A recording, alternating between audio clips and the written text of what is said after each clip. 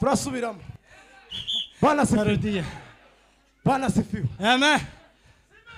Ya. Hallelujah. Hello. Semeni amen. Amen.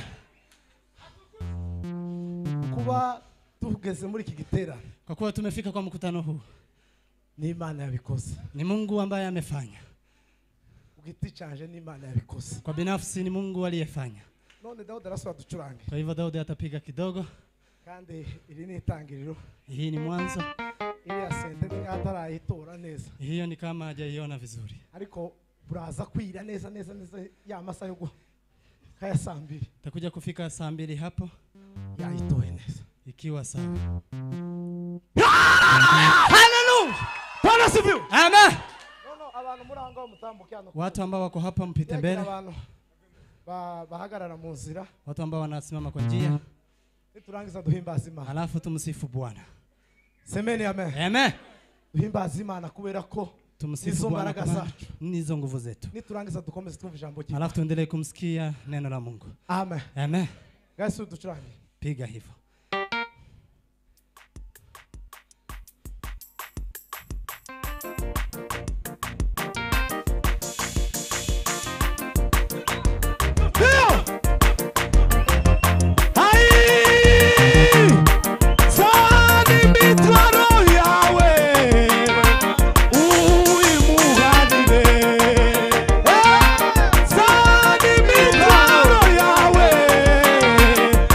Uimu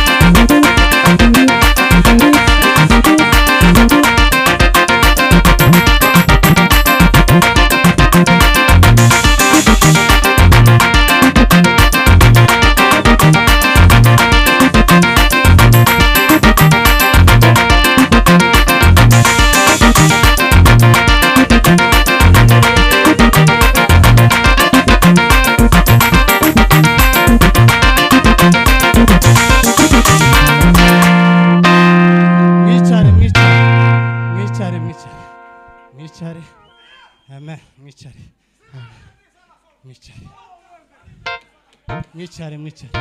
Kaeni mwicare